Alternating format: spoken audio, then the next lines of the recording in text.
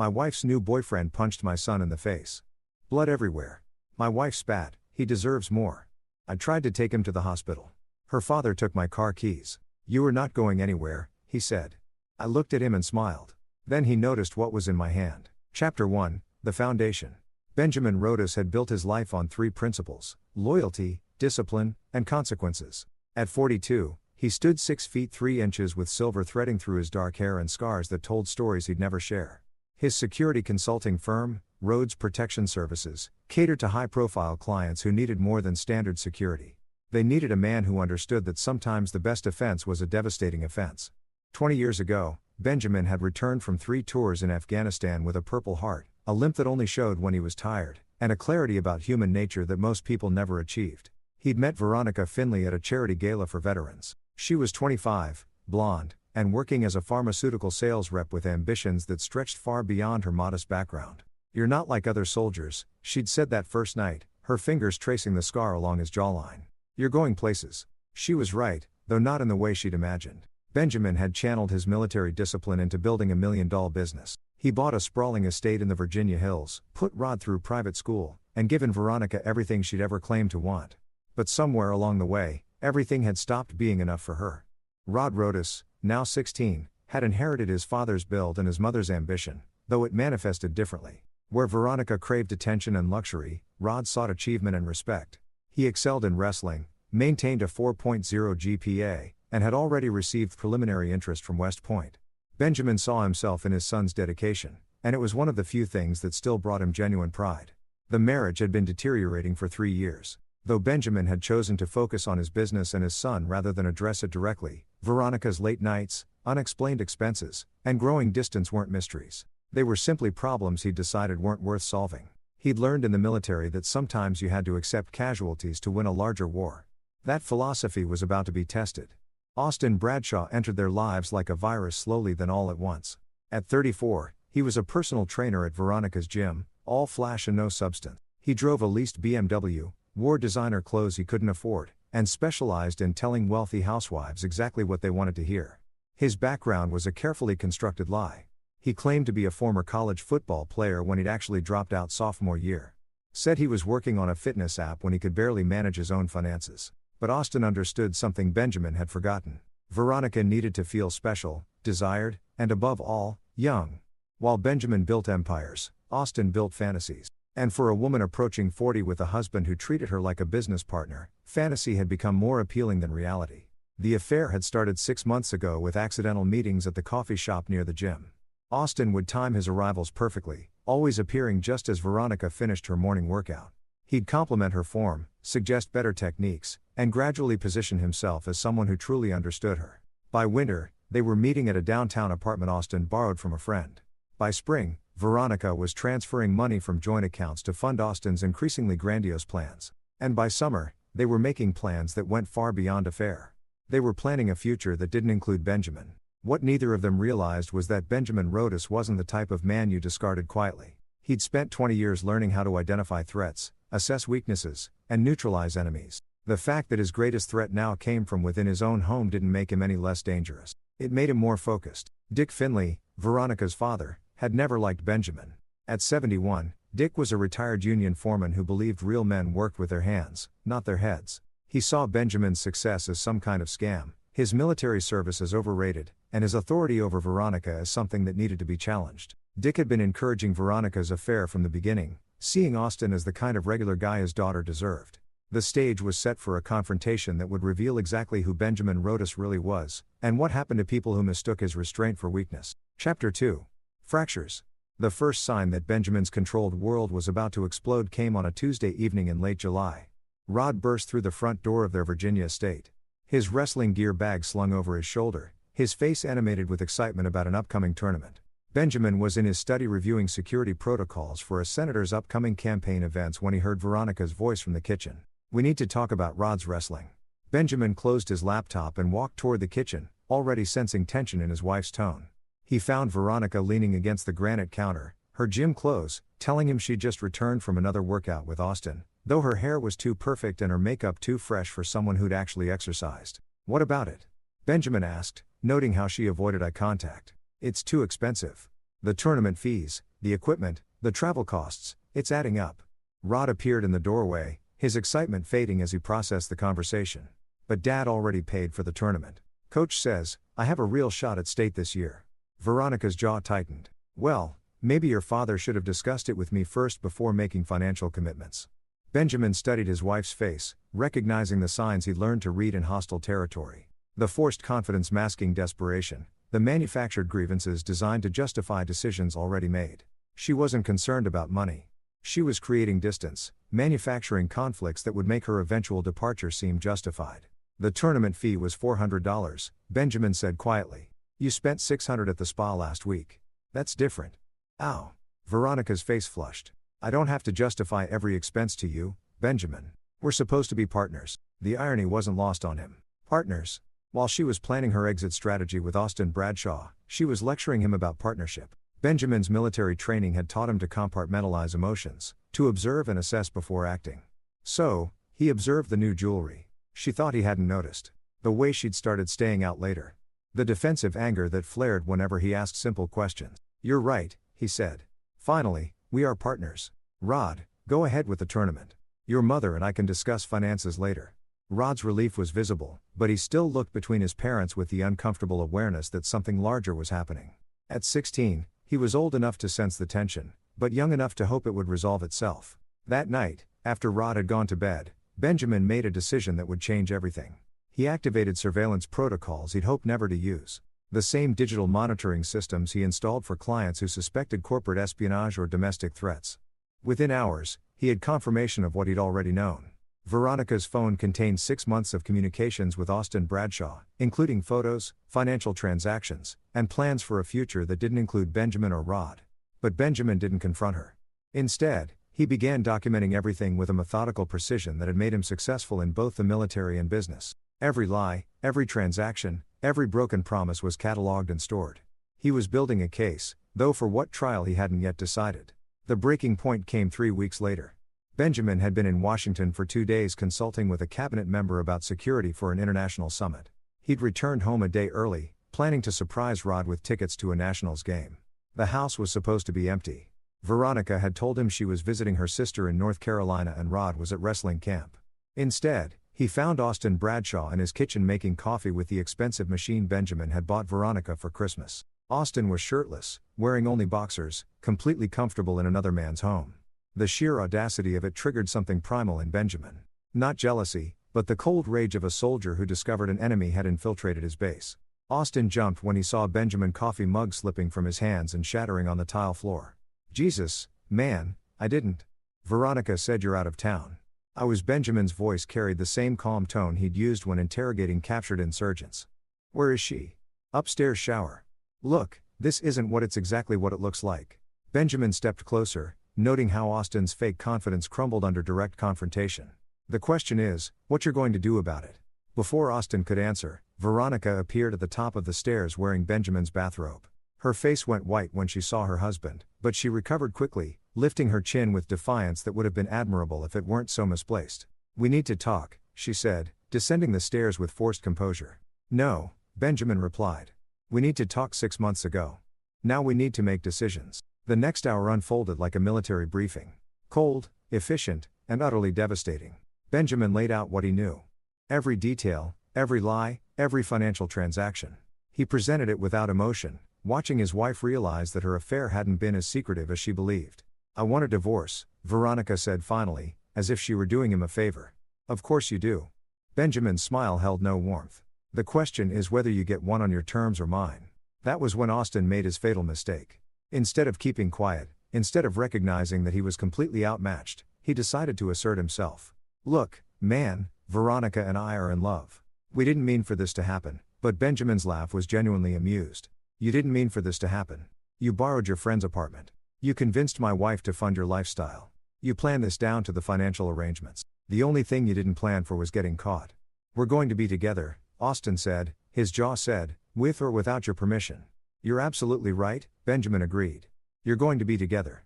The question is whether you'll be together with my son's college fund, my wife's inheritance, and half of everything I've built, or whether you'll be together with nothing but each other, and whatever consequences I decide you've earned. The threat hung in the air like smoke from explosion. Veronica grabbed Austin's arm, finally understanding that her husband wasn't going to make this easy. But Austin, drunk on testosterone and the fantasy that he could compete with a man like Benjamin Rodas, made a choice that would haunt him. Are you threatening us? Benjamin's smile grew wider. Austin, threats are what you make when you want someone to change their behavior. I'm not interested in changing yours. I'm interested in seeing exactly how far you're willing to take it. It was a challenge wrapped in a promise, and Austin was too stupid to recognize either. Chapter 3, The Catalyst. The call came at 3:47 a.m. on a Friday. Benjamin's phone buzzed with the emergency tone he'd programmed for family contacts, instantly snapping him from sleep to full alertness, a skill honed by years of midnight alerts in war zones. Dad. Rod's voice was thick with pain and confusion. I need you to come get me. Benjamin was already reaching for clothes. Where are you? Hospital. St. Mary's emergency. There was Dad. Austin hit me. The line went dead. 20 minutes later, Benjamin walked into St. Mary's emergency department with the controlled urgency of a man who'd received too many calls like this during his military service. He found Rod in bed 7, left side of his face swollen, a butterfly bandage covering a cut above his eyebrow, and his right hand wrapped in gauze. Tell me, Benjamin said, pulling a chair close to the bed. Rod's story came out in painful fragments. He'd returned from wrestling camp a day early because his teammate's father had to drive back for a work emergency. Instead of calling, Rod had decided to surprise his parents. He'd used his key to enter through the garage, planning to grab food from the kitchen before announcing his return. He'd found Austin and Veronica in the living room. Austin's hand around a bottle of Benjamin's 25-year-old scotch. Veronica wearing jewelry Rod had never seen before. They were discussing timeline when it told Benjamin about the affair, how to handle the divorce, what to do about the kid. He called me the kid, Rod said, his voice tight with humiliation like I was some problem they had to solve. Rod had confronted them, demanding to know what was happening. Veronica had started crying, claiming everything was complicated that Rod wouldn't understand. But Austin had taken a different approach. Your father's a controlling who thinks he owns everyone around him. Austin had said the scotch making him bold. Your mother deserves better. And frankly, so do you. Rod had defended his father, which had triggered Austin's explosive temper. The personal trainer who specialized in intimidating women and weaker men found himself faced with a 16-year-old who'd inherited Benjamin's backbone and 3 years of wrestling training. He grabbed my shirt. Rod continued, started yelling about respect and how I was just a spoiled kid who didn't know anything about the real world. I told him to get his hand. Austin had shoved Rod backward, sending him stumbling into the coffee table. When Rod got up, ready to fight, Austin had thrown a wild punch that caught him above the left eye. Rod had responded with a wrestling takedown that sent Austin crashing into the entertainment center, but the damage was done. Blood was streaming down Rod's face from the cut, and Veronica was screaming. Mom helped him up first, Rod said, the betrayal clear in his voice. He was fine, maybe a bruise, but she went to him first. Then she looked at me bleeding and said, Rod paused, swallowing hard, she said, I deserved it for disrespecting Austin. Benjamin felt something cold and familiar settle in his chest. The same feeling he'd experienced in Afghanistan when his unit had been betrayed by local allies they trusted. It was the moment when you realized that mercy was a luxury you could no longer afford. Who brought you here? I drove myself. I know I'm not supposed to, but you did the right thing. Benjamin reached out and gently touched his son's uninjured cheek. Did you call the police? Rod shook his head. I thought about it, but she's still my mom. Benjamin understood. Rod was protecting the family unit even as it was being destroyed, showing more loyalty than the adults in his life. It was exactly what Benjamin would have done at that age, and exactly why Rod was going to get hurt if Benjamin didn't act. A knock on the door interrupted them. Benjamin turned to see Veronica and Dick Finley standing in the doorway. Veronica's eyes were red. Her makeup smeared, but she'd had time to compose herself. Dick looked like he'd been dragged from bed, his gray hair wild and his expression hostile. Rod, honey, are you okay?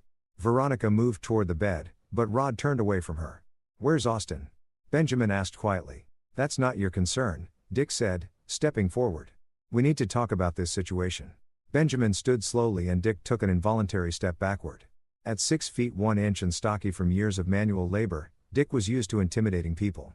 But Benjamin's presence was different. Controlled, patient, and absolutely lethal. The situation is that your daughter's boyfriend assaulted my son in my house, Benjamin said. What did you want to discuss? Rod provoked him. Veronica said quickly. He came home and started making accusations, calling Austin names. He defended his father when Austin insulted me. Benjamin cut her off. And you think he deserved to be punched for that? Austin was protecting himself. Rod attacked him first. Benjamin looked at his wife with the clinical detachment he'd once reserved for enemy combatants. Rod weighs 170. Austin weighs 220 and makes his living teaching people how to fight.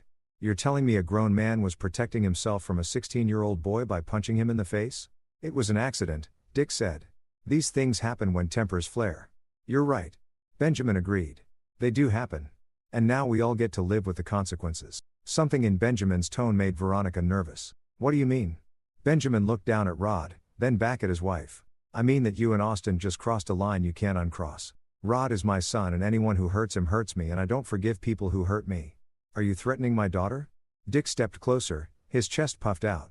Benjamin smiled. Dick, if I were threatening your daughter, you'd know it. This is me explaining reality. Your daughter chose Austin Bradshaw over her own son. She watched a grown man assault the child and decided the child was at fault. That choice has consequences. You can't. Veronica started. I can't. What? Benjamin's voice remained perfectly calm. I can't protect my son. I can't respond when someone assaults him in my own home. I can't hold people accountable for their actions. The hospital room fell silent except for the hum of fluorescent lights and distant conversations from the hallway. Finally, a doctor appeared to discharge Rod, providing instructions for caring for his injuries and follow-up appointments. As they prepare to leave, Dick made one final mistake. You take Rod home and cool off, he said, pointing a thick finger at Benjamin. Veronica's coming with me. We'll sort this out like adults tomorrow. Benjamin looked at Dick for a long moment, then at Veronica, who was avoiding eye contact with both her husband and her son. You're right, Benjamin said finally. We will sort this out. All of it. As they walked toward the parking garage, Rod limping slightly from a bruised hip, Benjamin made a decision that would change all their lives forever. The time for measured responses and civilized solutions was over. Austin Bradshaw and everyone who supported him were about to learn what happened when you declared war on Benjamin Rodas. His phone buzzed with a text from an unknown number. This isn't over. You can't control everyone forever. Benjamin showed the message to Rod, who read it with growing anger. What are you going to do, Dad? Benjamin deleted the message and put his arm around his son's shoulders. I'm going to teach some people about consequences, and I'm going to make sure you never have to worry about Austin Bradshaw again. What about, Mom? Benjamin paused at the car, looking back at the hospital where his marriage had officially ended. Your mother made her choice, son. Now she gets to live with it. Chapter 4. The Reckoning. Benjamin spent the next 3 days in his study, emerging only to check on Rod and to maintain the appearance of normal routine. But behind a closed door, he was conducting war planning with the same methodical precision that had made him legendary in military circles. The surveillance equipment he'd installed throughout the house had captured everything. Austin's assault on Rod, Veronica's immediate defense of her lover and the callous way they discussed handling the situation afterward. But Benjamin wasn't interested in legal justice. The courts would give Austin a slap on the wrist for simple assault, and Veronica would walk away with half of everything he'd built. No, this required a different kind of justice. Blake Cheney knocked on the study door Friday evening. Benjamin's former sergeant had joined Rhodes Protection Services after his own military discharge, bringing skills that weren't advertised on the company website. Blake was the man Benjamin called when clients needed problems solved quietly and permanently. You asked me to dig into Austin Bradshaw, Blake said, settling into the chair across from Benjamin's desk. This guy's a walking disaster. Blake laid out a comprehensive file. Austin's real name was actually Angel Gray, changed after a series of bad debts and legal troubles in Texas. He'd been married twice, both times to women with money. Both times leaving them financially devastated. His personal training certification was expired. His apartment was 3 months behind on rent, and he owed money to some very unpleasant people in Baltimore. Gets better, Blake continued. He's been running the same con on 3 other women at that gym, promising them new lives while draining their accounts. One of them, Celia Carney, lost her kids' college funds. Another one, Leah Gorman, had to move back in with her parents. Benjamin studied the photographs Blake had taken. Austin meeting with different women, accepting cash payments, making promises he had no intention of keeping. What about Veronica? She's not his first rich wife to fall for the act, but she might be his last. He's got credit cards in her name, access to joint accounts, and she's been transferring money to cover his gambling debts. Your wife's not just having an affair. She's being systematically robbed. But Benjamin felt no satisfaction at this revelation. Veronica's victimization didn't excuse her betrayal of Rod, and it certainly didn't excuse watching her lover assault their son. There's something else, Blake said, his voice grim. Angel's got a history of violence against kids. Nothing that stuck in court, but 3 different complaints from ex-wives about him hitting their children. Your boy wasn't the first. Benjamin closed the file, his decision crystallizing. I want you to arrange a meeting with who? Everyone. Austin, Veronica, Dick, tomorrow night. The warehouse on Industrial Road. Blake, raise an eyebrow. The one with the soundproofing. That's the one, boss. Whatever you're planning, I'm not planning anything, Benjamin said quietly. I'm going to give them exactly what they want. A chance to be together forever. Saturday night arrived with unseasonable cold for July.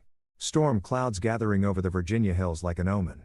Benjamin had sent carefully crafted messages to each of his targets, using different approaches to ensure their attendance. To Austin, I have a business proposition that could solve all your money problems. Come alone.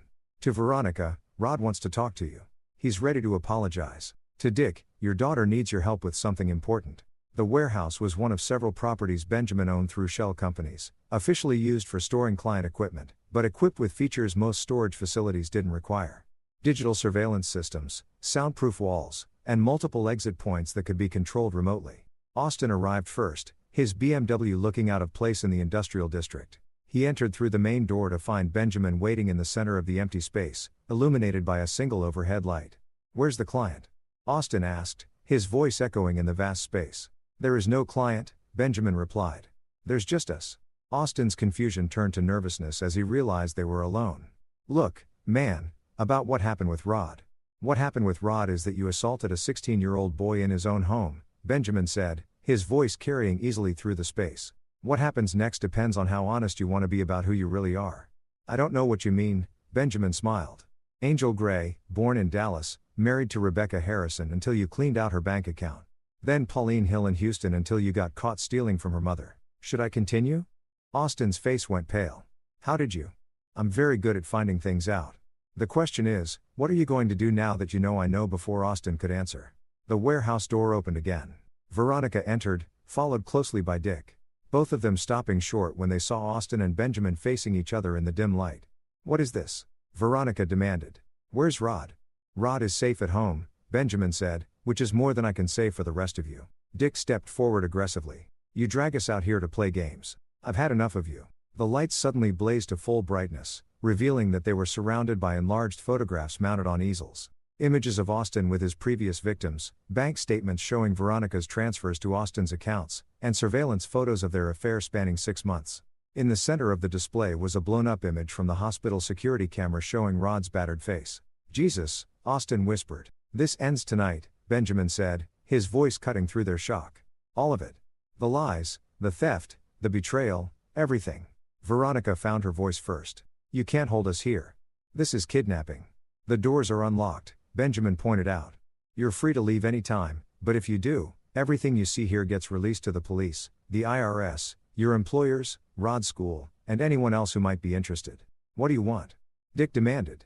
Benjamin walked slowly around the group like a predator circling prey. I want confessions. I want admissions. I want the truth about everything.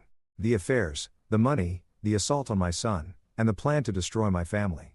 And if we give you that, Austin asked, then you get to walk away, all of you. Tonight forever. What's the catch? Veronica said suspiciously. Benjamin's smile was cold as winter. The catch is that you have to mean it. Complete confessions on camera, admitting everything you've done, and then you disappear from our lives permanently. That's it. Austin looked skeptical. That's it. Benjamin confirmed. One chance to tell the truth and walk away. Or we can do this the hard way. Dick stepped forward, his chest puffed out. And what's the hard way? Benjamin's expression didn't change. But something shifted in the atmosphere of the warehouse. When he spoke, his voice carried the quiet authority of a man who'd killed enemies with his bare hands. The hard way is when I stopped being civilized. Chapter 5. Truth and Consequences. The confessions began with Austin, the weakest link in their triangle of betrayal. Benjamin had positioned a camera on a tripod, professional lighting, and a chair that looked like something from an interrogation room, which in many ways it was. Start with your real name, Benjamin instructed. Austin Angel sat uncomfortably under the lights, glancing nervously at Veronica and Dick. My name is Angel Gray. I'm 34 years old and I'm from Dallas, Texas. Continue. The story that emerged was even worse than Blake's investigation had revealed. Angel had refined his con over 15 years, targeting lonely women with money and a need to feel desired. He'd studied their patterns, learned their weaknesses, and crafted personas designed to exploit their emotional vulnerabilities. Veronica was perfect, he said, avoiding her shocked stare. Wealthy husband who ignored her. Plenty of money, desperate to feel young again. I knew exactly what to say. What was the long-term plan? Benjamin asked. Angel's voice dropped to barely above a whisper. Get her to leave you, take half in the divorce, then clean her out and disappear. I've done it 4 times before. Veronica's gasp echoed through the warehouse. You said you loved me. Angel finally looked at her and his expression held no remorse. I said what you needed to hear. You were a mark, Veronica. Nothing more. What about Rod? Benjamin's voice remained steady, but everyone in the room felt the temperature drop. The kid was a problem. Kids always ask too many questions, notice too many things. I figured once I got rid of you, I could convince Veronica to ship him off to boarding school or military academy. Out of sight, out of mind. And when he confronted you, Angel's jaw tightened. He disrespected me in front of Veronica. I wasn't going to let some teenage punk make me look weak. So, you punched him. I defended myself. Benjamin's laugh was devoid of humor. You defended yourself against a 16-year-old boy by punching him in the face in his own home after he caught you stealing from his family. It wasn't like that. That's exactly what it was like. Benjamin leaned forward. And what did you plan to do if he'd fought back? If he'd been seriously injured? If he'd pressed charges? Angel shrugged. Veronica was handling it. She was going to convince him it was his fault that he'd attacked me first. Kids are easy to manipulate when their parents back you up.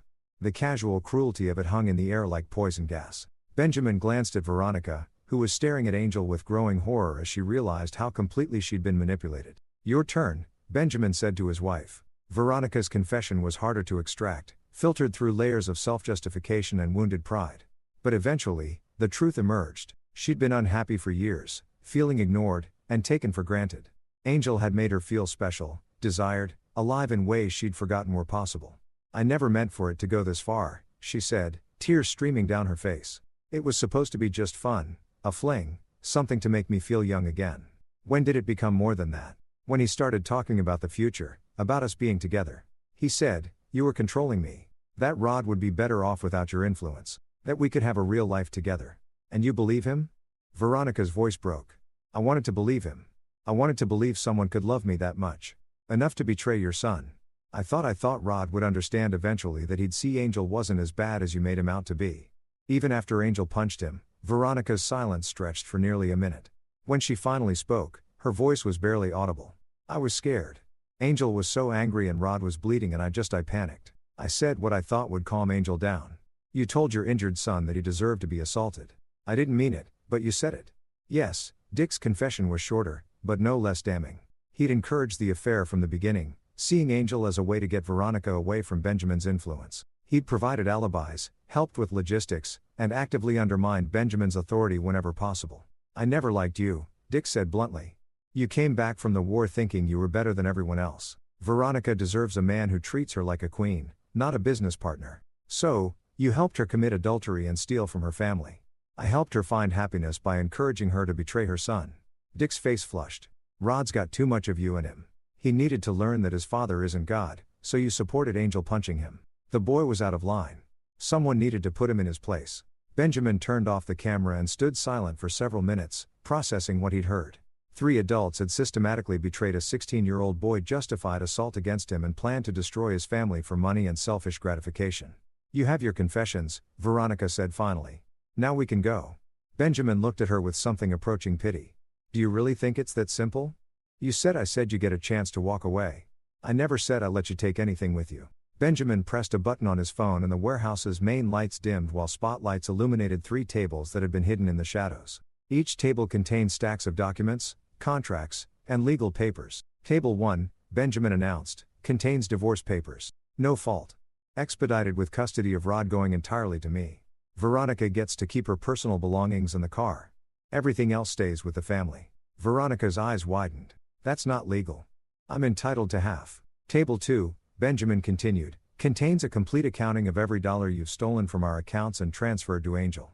The total is $147,000. You can sign a promissory note agreeing to repay it, or I can file criminal charges for theft. Table 3 contains a restraining order preventing any of you from coming within 500 yards of Rod ever again. It also contains an agreement that you'll relocate at least 3 states away and never contact us again. Angel stood up shakily, and if we don't sign, Benjamin's smile was absolutely terrifying. Then we see how the justice system handles a con man who assaults children, a woman who aids and abets theft and domestic violence, and an old man who conspires to commit fraud. You can't prove any of that in court, Dick blustered. Benjamin gestured to the camera. I just did.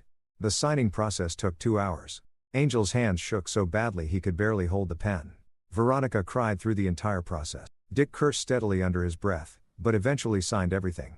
When it was over, Benjamin opened the warehouse doors and pointed toward the exit. "You have 24 hours to leave Virginia," he said calmly.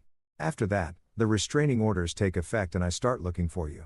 As I reached the door, Angel turned back. "This isn't over, Rhodes. You think you're some kind of tough guy," but Benjamin's movement was so fast that Angel didn't even see it coming. One moment he was talking, the next he was on the ground with Benjamin's knee on his chest and a combat knife pressed against his throat. "Angel," Benjamin said conversationally.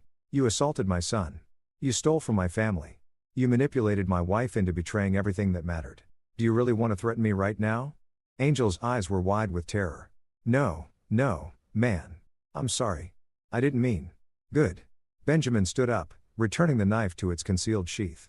"Because if I ever see you again, if you ever contact my family again, if you even think about coming back to Virginia, I will finish what Rod started when he put you on the ground." Benjamin looked at Veronica one last time. "You chose this. Remember that." As their car pulled away, Benjamin stood alone in the warehouse, feeling a weight he'd carried for months finally lift from his shoulders. His marriage was over. His trust had been shattered. And his son had learned ugly truths about human nature. But they were free.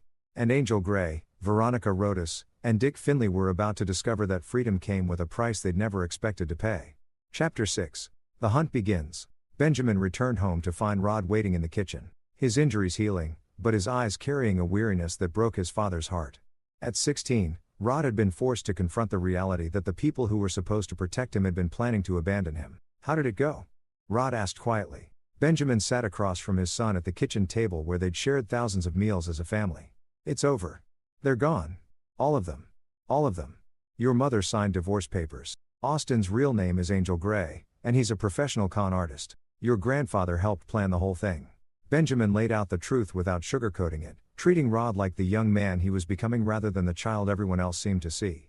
Rod absorbed this information with the stoicism he'd inherited from his father. "What happens now?" "Now we move forward.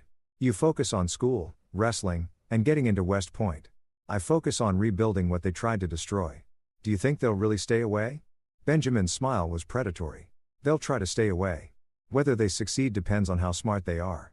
The answer to that question came sooner than expected. 3 days after the warehouse confrontation, Blake Cheney knocked on Benjamin's office door with an expression that promised bad news.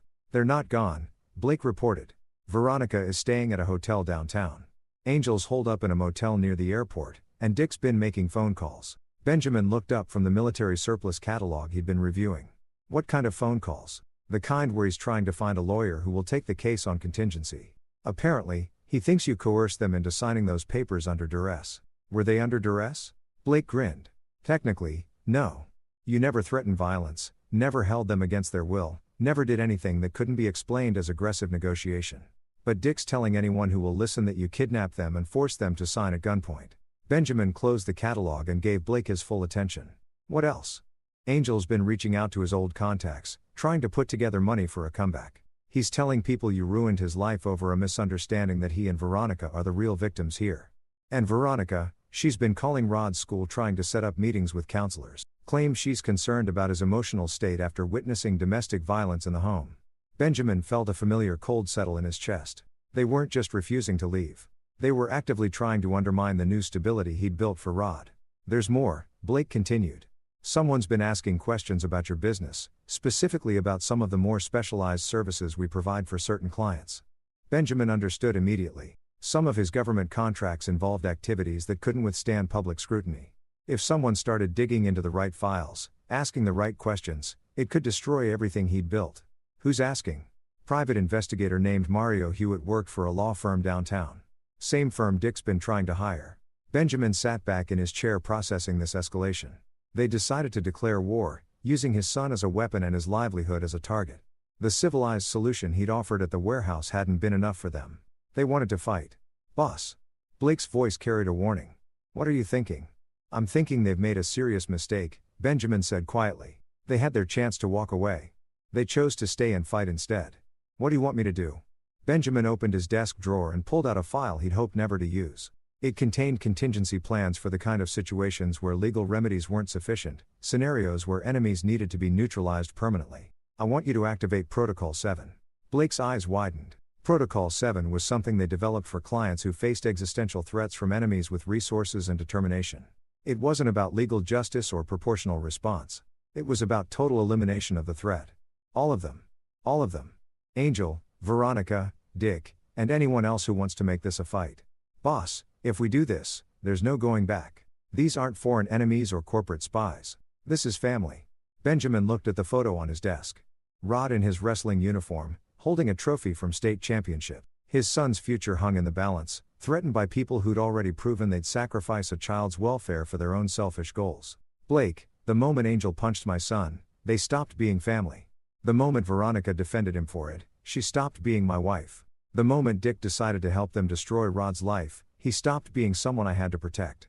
What about the legal consequences? If this goes wrong, it won't go wrong, Benjamin said with absolute certainty. Because we're not going to make the same mistake they did.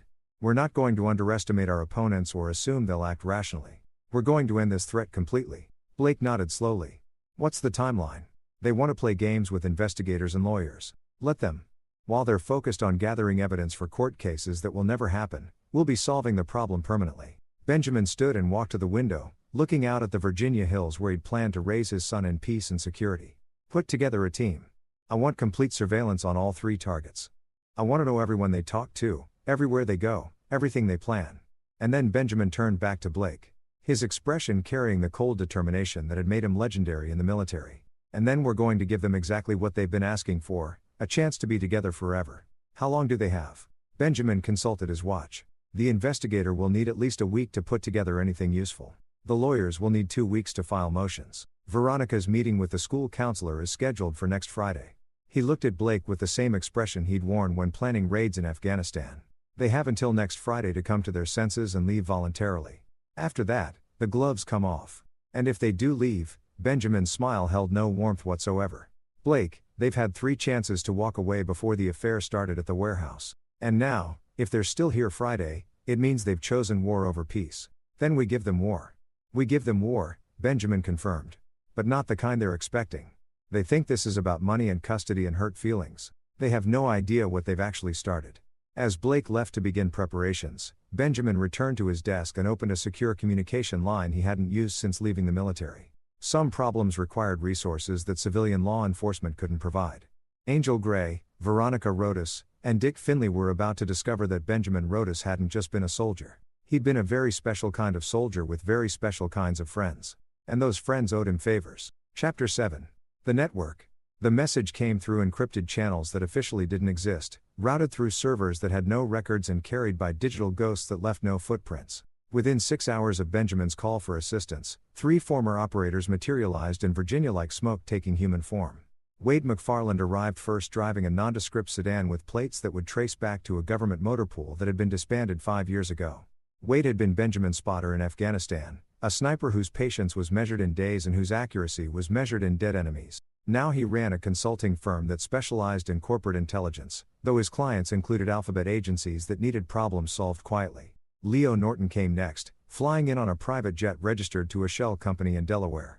Leo had been the team's demolitions expert, a man who could make anything explode, or more importantly, make explosions look like accidents. His civilian cover was an insurance investigator who specialized in industrial accidents, which gave him both access and alibis for asking uncomfortable questions. Jeffrey Barnes drove down from D.C. in a truck loaded with surveillance equipment that would make the NSA jealous. Jeffrey had been their communications specialist, able to intercept, decode, and manipulate any electronic signal. His day job involved cybersecurity for a defense contractor, but his real expertise was in digital warfare. They met at Benjamin's warehouse after midnight, the same space where he'd extracted confessions from his targets. But now the warehouse was configured differently. Tables covered with laptops, monitors displaying real-time surveillance feeds and equipment that could track, monitor, or eliminate anyone within a 50-mile radius. "Talk to me," Wade said without preamble. He was a man who measured words like ammunition, never wasting either. Benjamin laid out the situation, the affair, the theft, the assault on Rod, and the ongoing attempts to destroy his family and business. He showed them the confessions, the financial records, and the evidence of continued harassment. 3 targets, Leo summarized, amateur hour. "Don't underestimate them," Benjamin warned. "They're desperate, which makes them dangerous, and they've got nothing left to lose." Jeffrey looked up from his laptop. "They've got plenty to lose." Angel Gray has a sister in Phoenix who's been sending him money. Veronica's got a cousin in Miami who offered her a place to stay. Dick's got a pension and Social Security he can't afford to lose. You've been busy, Blake observed. I've been thorough, Jeffrey corrected. These people aren't just isolated individuals. They're connected to a network of family and friends who could become problems if we're not careful. WDE studied the surveillance photos Blake had taken. What's the objective? Neutralization, relocation, or elimination? Benjamin considered the question carefully. In Afghanistan, the answer would have been simple. Eliminate the threat and move on. But this was different. These were American civilians, and Rod would have to live with whatever Benjamin did for the rest of his life. Ideally, they disappear voluntarily and permanently. They realize they can't win and decide to start new lives somewhere far away. And if they don't realize that, then we help them realize it. Leo grinned. I like helping people realize things. Jeffrey pulled up a new screen showing financial records. Angel's broke, but he's been trying to get loans using Veronica's name as collateral. Dick's been telling people he's got evidence of criminal activity that he can sell to the highest bidder. Veronica has been reaching out to divorce lawyers in 3 different states, shopping for someone who will promise her a bigger settlement. They're not giving up, Wade observed. They're escalating, Benjamin nodded. Which means we escalate in return. But carefully, Rod's already been through enough trauma. Whatever we do, it can't splash back on him. Understood, Leo said. Clean, quiet, and with plausible deniability. They worked through the night developing what Jeffrey dubbed Operation Clean Slate, a multi-phase plan designed to eliminate the threat while providing Benjamin with unshakable alibis and Rod with complete protection.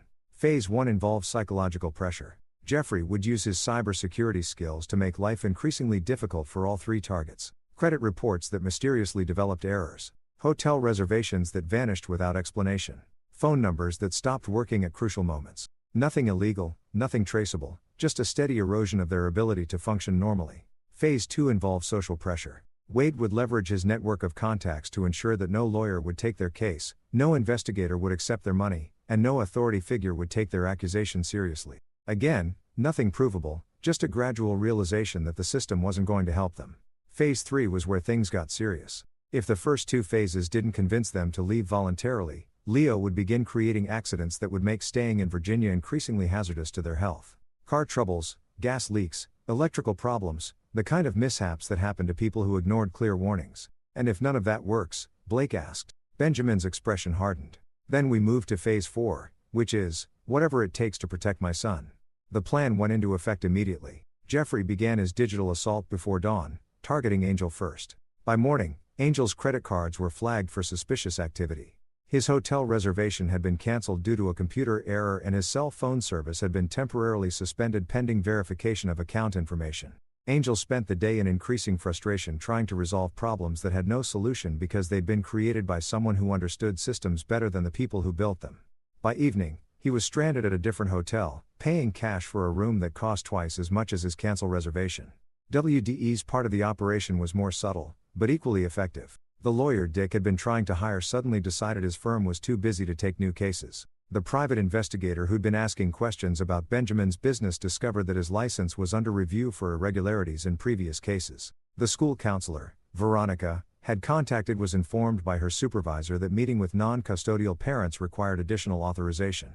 By Friday afternoon, all 3 targets were experiencing the kind of systematic bad luck that paranoid people blamed on conspiracy, and rational people attributed to coincidence. But Benjamin knew they weren't rational people. There were desperate people who had already shown they'd blame others for problems they created themselves. The breaking point came Friday evening.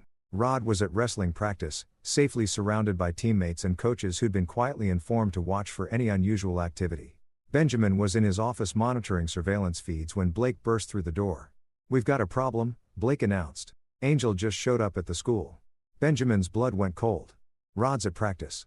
"I know, but Angel doesn't. He's in the parking lot waiting for dismissal time. He's got something in his hand."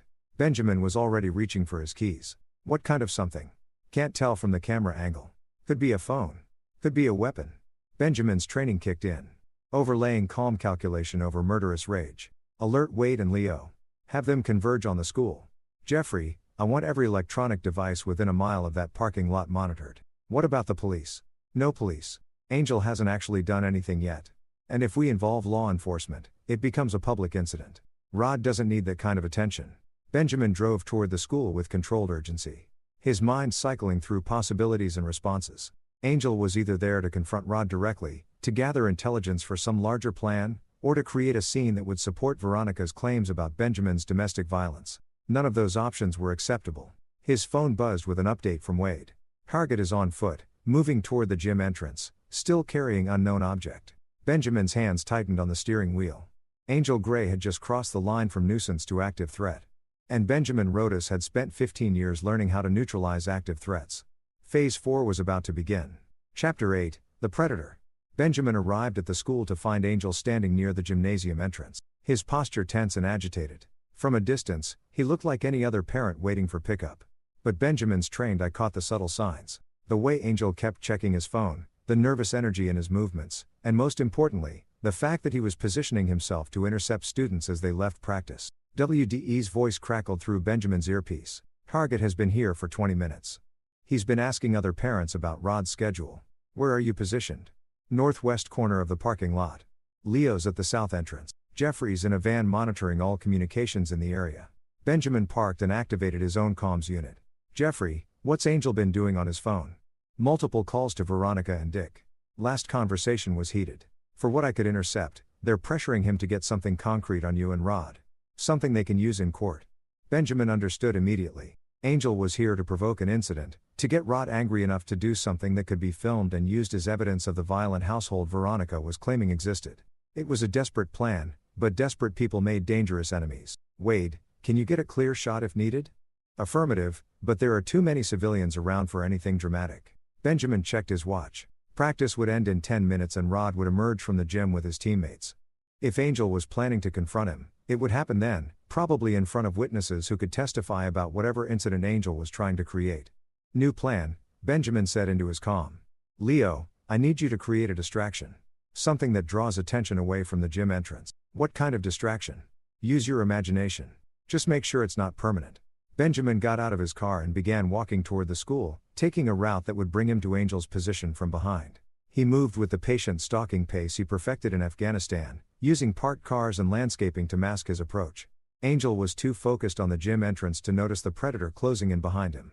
2 minutes before practice was scheduled to end, Leo's distraction materialized in the form of a small electrical fire in the school's main parking lot. Sparks began shooting from transformer box and a sharp smell of burning electronics filled the air. Parents began gathering around the spectacle. Cell phones appearing to record the minor emergency. Angel turned toward the commotion, momentarily distracted, and Benjamin used that moment to close the final distance between them. Hello, Angel. Angel spun around, his face going white when he saw Benjamin standing less than 3 feet away. Jesus, you scared me. What are you doing here? I'm picking up my son. The question is, what are you doing here? Angel's eyes darted toward the gym entrance where the first students were beginning to emerge. I wanted to talk to Rod to apologize for what happened. Apologize? Benjamin's voice carried no emotion whatsoever. You mean apologize for assaulting him in his own home? It was an accident, man. I never meant to hurt him. Benjamin studied Angel's face, noting the micro-expressions that revealed the lie. In interrogation training, he learned to read the subtle signs that separated truth from deception. And Angel Gray was broadcasting dishonesty like a neon sign. Show me your hands, Benjamin said quietly. What? Your hands? Show them to me. Angel hesitated, then slowly revealed his right hand, which had been concealed in his jacket pocket. He was holding a cell phone with the camera app open, positioned to record whatever confrontation he'd been planning to provoke with Rod. Planning to make a movie? Benjamin asked. I don't know what you mean. Benjamin reached out and gently took the phone from Angel's unresisting grip. With practiced efficiency, he deleted the camera app and handed the device back. You have 10 seconds to get in your car and leave, Benjamin said conversationally. After that, I'm going to assume you're here to threaten my son, and I'm going to respond accordingly. Angel's voice cracked. You can't threaten me. There are witnesses everywhere. Benjamin smiled. Angel, I haven't threatened you. I've stated a fact.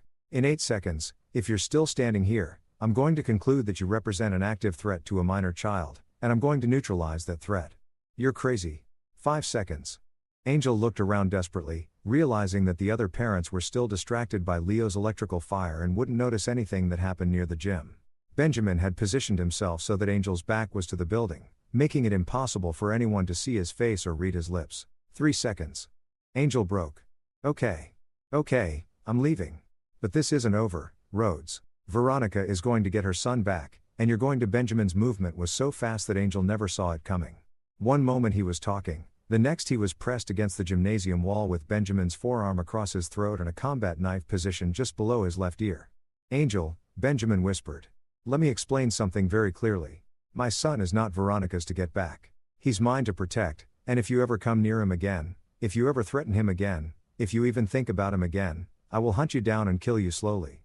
The blade pressed just hard enough to draw a thin line of blood. Do you understand me? Angel's voice was barely a whisper. Yes, good. Benjamin stepped back, allowing Angel to slump against the wall. Now run. Angel didn't need to be told twice. He stumbled toward the parking lot, his legs unsteady and his breath coming in ragged gasps. Benjamin watched him go, noting how he kept looking over his shoulder as if expecting pursuit. Boss. WDE's voice crackled through the earpiece. Target is mobile. Heading for the main road. Wanted to follow. Negative. Let him go, but Mark's direction. Rod emerged from the gym a few minutes later, his wrestling bag slung over his shoulder and his face still flushed from practice. He spotted his father immediately and jogged over. Hey, Dad. What are you doing here? I thought I was getting a ride with Tommy. Change of plans, Benjamin said, putting his arm around his son's shoulders. How was practice? Good. Coach says, I'm ready for the tournament next week. Rod paused, studying his father's face. Is everything okay? You look intense. Benjamin guided Rod toward the car, scanning the parking lot for any sign of remaining threats. Everything's fine. Just wanted to make sure you got home safely. As they drove away from the school, Benjamin's phone buzzed with updates from his team. Angel had driven straight to Veronica's hotel, where he'd spent 20 minutes in her room before storming out and driving to Dick's apartment. Surveillance indicated heated arguments at both locations with gestures suggesting blame and recrimination. They're falling apart, Jeffrey reported. Angel's telling them the plan failed. Veronica's blaming him for being careless, and Dick's threatening to go to the police with what he knows about your business. Benjamin considered this development as he pulled into his driveway. The psychological pressure was working. They were turning on each other, making mistakes, and becoming increasingly desperate. But desperation made them more dangerous, not less. Dad. Rod's voice cut through his thoughts. Can I ask you something? Always. Are we safe? I mean, is this really over? Or are they going to keep coming after us? Benjamin looked at his son, 16 years old, athletic and intelligent, but still young enough to need protection from the worst aspects of human nature. Rod deserved a father who would shield him from these realities, not drag him deeper into them. It's going to be over soon, Benjamin promised. Very soon that night after Rod had gone to bed, Benjamin sat in his study reviewing surveillance reports and planning the final phase of Operation Clean Slate. Angel's appearance at the school had been the last provocation he was willing to tolerate. Phase 4 would begin at dawn, and by sunset, Angel Gray, Veronica Rodas, and Dick Finley would discover what happened to people who threatened Benjamin Rodas' family. Chapter 9, Final Judgment. The end began at 3:17 a.m. with a phone call that would change everything. Benjamin's secure phone buzzed with Jeffrey's voice, tight with urgency. Boss, we've got a major escalation. They're not just talking about going to the police. They're planning to take Rod. Benjamin was instantly awake, his mind snapping to full alertness. Explain. I've been monitoring their communications all night. They're planning a snatch-grab operation for tomorrow morning. Angel's convinced Veronica that you're going to disappear them if they don't act first. Dick's been in contact with someone he claims has special skills for this kind of work. Benjamin felt ice form in his veins. What kind of special skills? The kind that comes with military experience and flexible morals. Guy named Raymond Rollins. Dishonorably discharged from the Army 3 years ago for assault. He's been doing freelance work for people who need problems solved outside the law. The situation had just transformed from a family dispute into active warfare. They weren't just trying to hurt Benjamin anymore. They were planning to kidnap his son. Where's Rod now? Safe in his room. I got passive surveillance on the house perimeter and Wade's positioned in the woods with Overwatch. No movement detected. Benjamin was already dressing. His movements economical and purposeful. Time frame. They're planning to hit the house at 0800 when Rod leaves for his morning run. Rollins has been casing the neighborhood for 2 days, learning the routine. Then we end this tonight. All of it.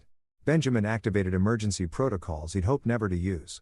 Within 20 minutes, Wade, Leo, and Jeffrey had converged on a warehouse that would serve as their operations center for the final time.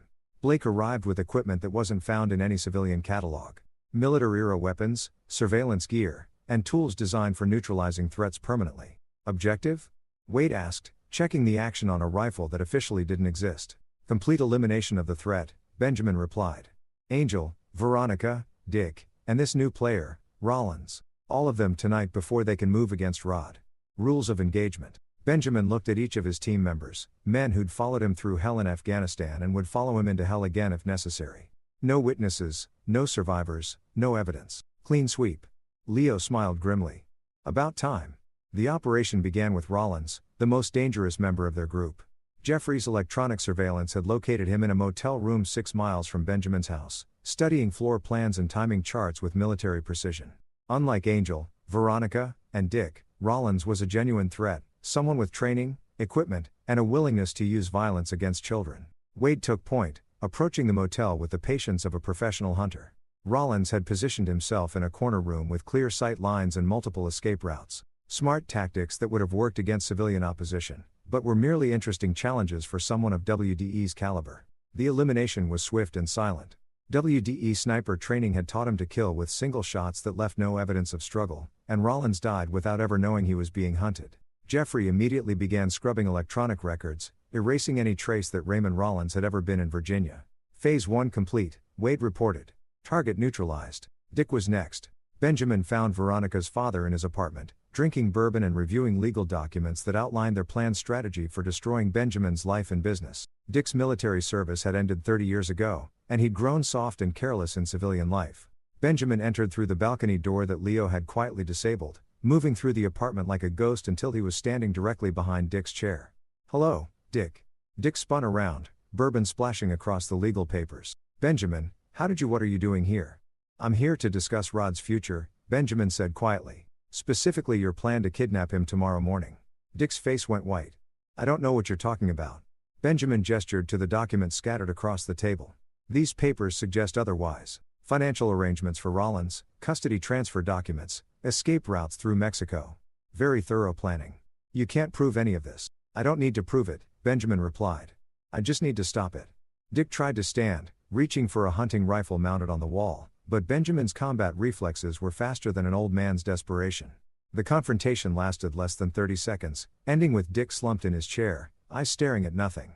Benjamin spent 10 minutes staging the scene to look like a heart attack brought on by alcohol and stress. By the time he left, Dick Finley had become another sad statistic. An elderly man who died alone, overwhelmed by personal problems he couldn't solve. Phase 2 complete, Benjamin reported. Proceeding to final targets, Angel and Veronica were together in her hotel room, planning the details of Rod's kidnapping with a desperate energy of people who knew they were running out of options. They'd chosen a downtown hotel specifically because they thought the public location would provide security, never realizing that Benjamin had stopped playing by civilian rules. Leo had prepared for this eventuality with characteristic thoroughness. The hotel's electrical system experienced a catastrophic failure at exactly 2 a.m., plunging the building into darkness and triggering fire alarms that sent guests streaming into the parking lot. In the chaos of evacuation, no one noticed the maintenance worker who entered through a service entrance and made his way to the 8th floor. Benjamin found them huddled in their room, arguing about whether to proceed with the kidnapping plan now that Rollins wasn't answering his phone. Angel was pacing frantically while Veronica sat on the bed with her head in her hands. Having second thoughts, Benjamin asked, stepping into the room. They both spun toward his voice, their faces showing the terror of prey animals who'd suddenly realized they were being hunted. "Benjamin," Veronica whispered, "how did you?" "We're in a public hotel. There are people everywhere. The people are evacuating because of a fire alarm," Benjamin explained patiently. "And the security cameras are offline because of an electrical problem. We're quite alone." Angel backed toward the window. "Look, man, we can work this out. We were just talking, making plans for the future. You were planning to kidnap my son." "That's not, we wouldn't." Benjamin's expression stopped Angel's denials cold. "Angel, I've heard your phone conversations. I've read your documents. I know about Rollins, about the custody papers, about every detail of your plan. The only question now is how this ends." Veronica found her voice. "You can't just murder us. People will ask questions. There will be investigations." "What people?" Benjamin asked reasonably. "Dick's dead. Rollins is dead. You've alienated everyone who might have cared about you. Who exactly is going to ask questions?" The truth of it hit them like a physical blow. In their desperation to destroy Benjamin's life, they'd systematically cut themselves off from everyone who might have protected them. "Please," Veronica whispered. "I'm still Rod's mother." "No." Benjamin corrected gently. "You stopped being Rod's mother when you watched Angel assault him and decided he deserved it. You became something else then. A threat to my son's safety and happiness. He'll never forgive you for this," Angel said desperately. "When Rod finds out what you did, Rod will never know what I did," Benjamin replied. "Because there won't be anything to know." You're going to disappear just like you planned to make him disappear. The difference is that my disappearance will be permanent. The final confrontation was swift and efficient. Angel tried to fight, drawing on his physical training, but he was a fitness instructor facing a combat veteran. Veronica tried to run, but the door was locked and Benjamin controlled the only key. When it was over, Benjamin staged the scene with meticulous care. A murder-suicide triggered by desperation and guilt over their failed schemes. Angel's prints on the weapon. Veronica's prints on a suicide note. Confessing to adultery, theft, and child endangerment. Evidence of drug use that would explain their paranoid behavior. Financial records showing mounting debts and legal problems that provided clear motivation. By dawn, all 4 threats had been neutralized. Raymond Rollins was a heart attack victim in a motel. Dick Finley had suffered fatal cardiac arrest in his apartment. Angel Gray and Veronica Rodas were tragic lovers who destroyed themselves rather than face the consequences of their actions. Benjamin returned home as the sun was rising, entering through the back door as quietly as he'd left. Rod was still asleep, safe in his room, protected from truths he never needed to know. 3 days later, Benjamin sat in his study reviewing the final reports. The investigations had been pre-functor. Police found exactly what Benjamin had intended them to find, and nobody questioned the convenient deaths of people who'd been exhibiting increasingly erratic behavior. Rod had grieved appropriately for his mother and grandfather. But Benjamin noticed that the grief was mixed with relief. The constant tension in the house was gone, replaced by the calm security of a family that could finally move forward. "Dad." Rod knocked on the study door. "Can we talk?" "Always." Rod entered and sat in the chair across from Benjamin's desk. "I know you didn't have anything to do with what happened to Mom and the others." Benjamin studied his son's face, noting the intelligence and awareness that made Rod so much like himself. "Why would you think I had anything to do with it?" "Because they were threatening us, and now they're gone. And you're the kind of man who protects his family no matter what it costs." Benjamin felt a surge of pride mixed with concern. Rod was perceptive enough to see the truth, but loyal enough not to speak it aloud. "What matters," Benjamin said carefully, "is that you're safe. That you can focus on school and wrestling and building the future you want without worrying about people who might hurt you. That's all that matters to you." "That's everything that matters to me." Rod nodded slowly. "Good, because I never want to see people like that again. People who would hurt family for money or revenge or just because they can." "You won't," Benjamin promised. "I'll make sure of it." 6 months later, Rod won the state wrestling championship and received a full appointment to West Point. Benjamin watched from the stands, seeing the young man his son was becoming. Strong, honorable, and absolutely loyal to the people who earned his trust. That night, as they celebrated Rod's victories, Benjamin allowed himself a moment of satisfaction. He'd faced the greatest threat his family had ever encountered and eliminated it completely. His son was safe, his future was secure, and no one would ever again be allowed to threaten what Benjamin Rodas had built. In the end, that was all that mattered. Family, loyalty, and the absolute certainty that some lines could never be crossed without paying the ultimate price. Angel Gray, Veronica Rodas, and Dick Finley had learned that lesson too late. Rod Rodas would never need to learn at all. This is where our story comes to an end. Share your thoughts in the comments section.